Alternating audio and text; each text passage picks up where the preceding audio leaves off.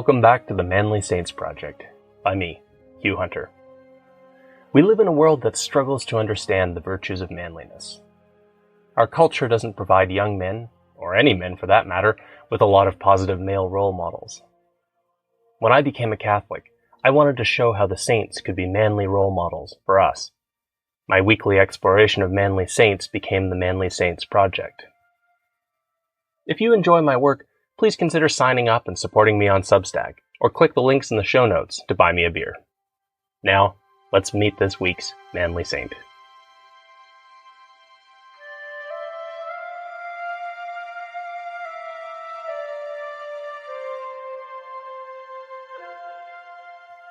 Join me today as we encounter a heroic, but reluctant, priest. Name: André Hubert Fournet. Life: 1752 to 1834. Status: Saint. Feast: May 14th. At the beginning of the 19th century, when André Hubert Fournet was an old man, a priest, and the spiritual advisor to the nuns called the Sisters of the Cross, an order he had helped to found, one of the sisters came across a book he had owned when he was a boy. He had signed it this way: "This book belongs to André Hubert, a good boy who doesn't want to be a monk or a priest." The nun asked him about it. Fournet's answer was a little vague. These words had been written in another time, almost in another world, before the blood and madness of the Age of Reason. Back in that simpler world, André Hubert was a little boy, born in 1752 in northwest France, in an area where his family had deep connections. His mother had decided early on that he would be a priest, like 4 of his uncles. She spoke about it all the time. "One day, little André," she liked to tell him, "you will be a priest. You'll approach the holy altar, and you'll pray to the good Lord for your mother." Young André Hubert hated the idea. Many men will understand why. There are currents in Christianity which are very feminine. In The Church Impotent, Leon Podles traces these currents back to the Middle Ages. In many churches one hears a lot about emotions, a personal relationship with God, the importance of being nice, the metaphor of the church as the bride of Christ, and so on. These things resonate with women, but men find them unsettling and unmanly. Men want a clear hierarchy where Christ is king and saints are heroic figures, which of course brings us to the very point of my Manly Saints project. The more his mother talked these sorts of things up, the less young André Hubert wanted to have anything to do with the church. He might have succeeded in not becoming a priest if he hadn't rebelled quite as hard. He rebelled against school, running away and shirking his lessons. He was intelligent and liked to read, but he blew off things like penmanship, which it later turned out made him unable to find work in the bureaucracy or become a clerk. He tried unsuccessfully to join the army. Finally, he settled for getting into trouble around home. As a young man, André Hubert Fournet would have read about France's leading role in the movement that named itself the Enlightenment. Enlightenment thinkers thought that they were bringing the light of reason to the shadows of the so-called Dark Ages. In that darkness, they found an incomprehensible patchwork of aristocratic privilege, weird local customs, stifling Catholic faith, and silly traditions. Reason suggested tossing out this cultural junk and starting fresh. And then, finally, things would work properly. At some point, the family just didn't know what to do with young André Hubert. So they sent him off to live with an uncle, who was the priest in a small poor village at the Church of St. Peter. This turned out to be exactly what he needed. André Hubert's uncle was gruff and busy. He wasn't interested in talking up the priesthood to his nephew. He had work to do. Gradually, André Hubert began to see the priesthood in different terms. Long before the Enlightenment, even before Plato, there was the idea that there is a deep hierarchy among men.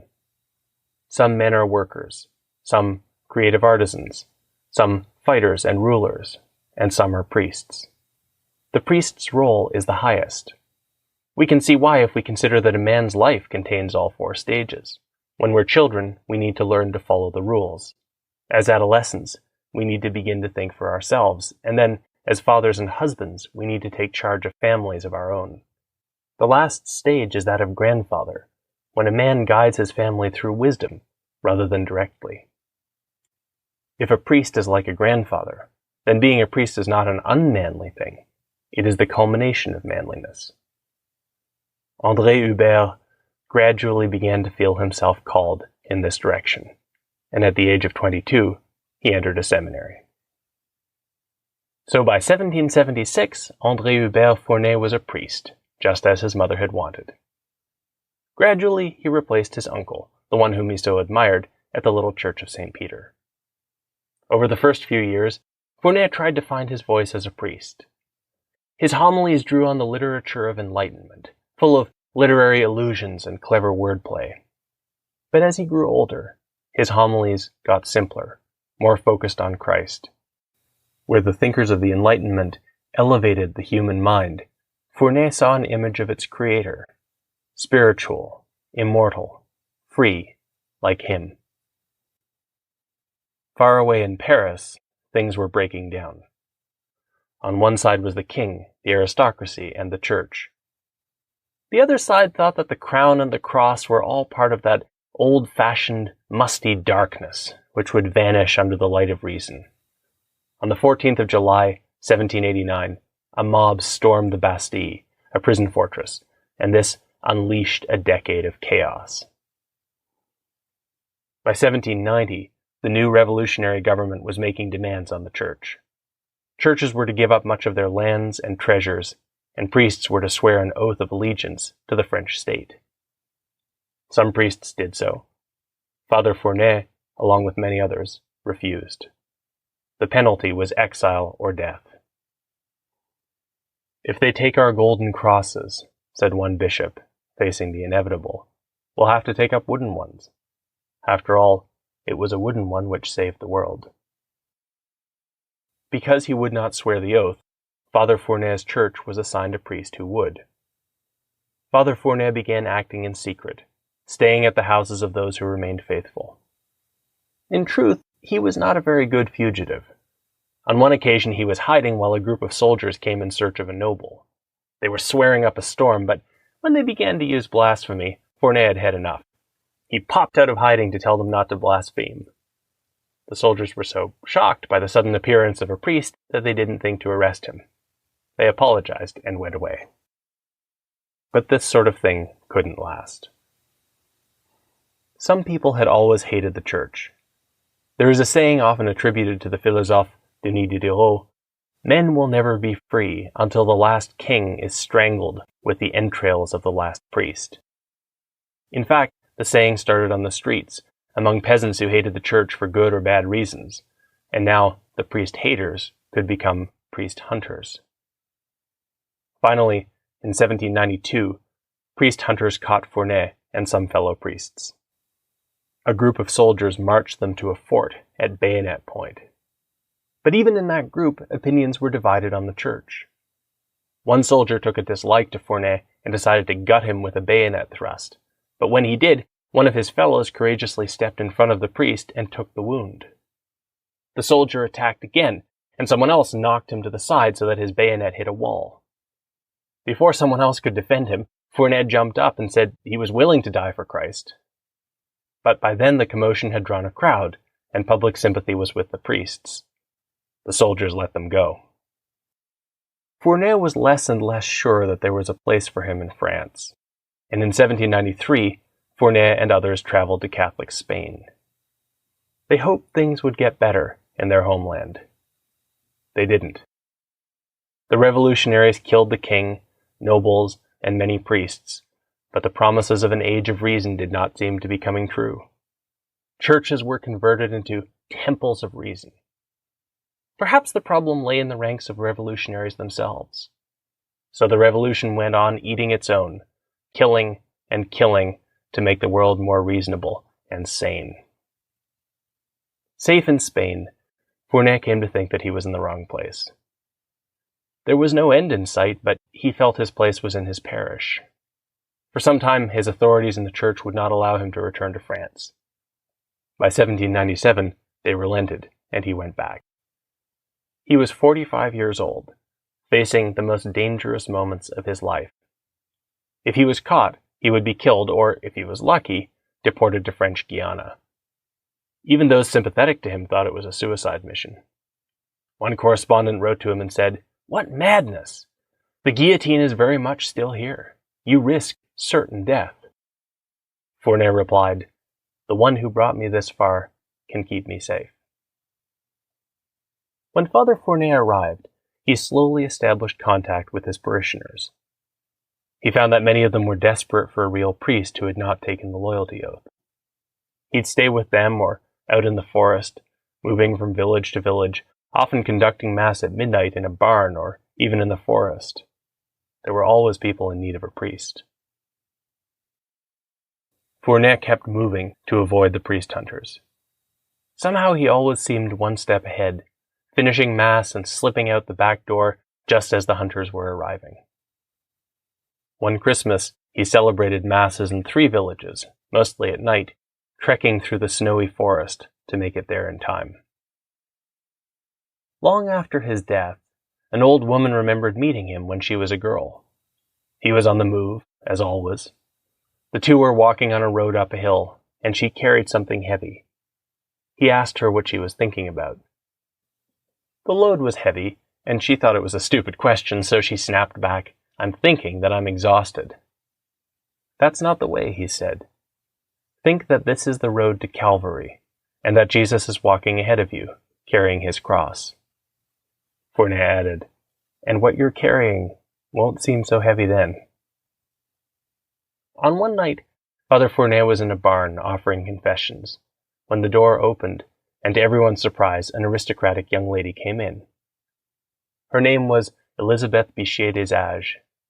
Her family had had trouble with the revolution as well, and she had not felt able to confess to the priests who had sworn loyalty to the regime. She had traveled through the night to find Fournet. The local peasants still showed deference, and Elizabeth was pushed to the front of the line for confession, but Father Fournet told her that he had no intention of letting her go ahead of the poor. It turned out that Elizabeth was not one of those proud aristocrats who insisted on their rights. She humbly said that she would wait as long as necessary. By the time it was her turn, the sun was rising. Father Fournet sensed that there was something extraordinary about this young lady, and he filed the information away for better times. Very slowly, Father Fournet's flock moved from fear to hope. They weren't going to overthrow the revolution, but they quietly closed ranks around their priest. When one Catholic official heard that Fournet was in his town, he knew he was supposed to arrest him. So he made a big show of personally riding to the next village to bring a force of soldiers to capture the priest. But on his way to the next village, he stopped and had a chat with Father Fournet, so he would have plenty of time to leave before the might of France arrived.